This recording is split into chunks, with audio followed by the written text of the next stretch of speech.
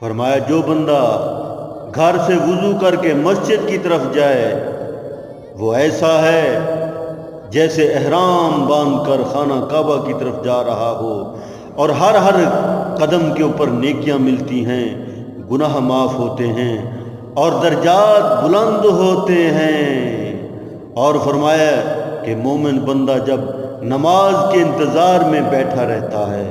تو اسے نوافل کا ثواب ملتا رہتا ہے، اور وہ جیسے ہی نماز پڑھ کر فارغ ہوتا ہے وہ گناہ جو اس کے ہاتھوں سے ہوئے ہوں،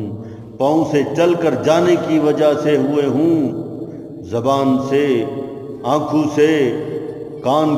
سے غلط بات سننے سے، فرمایا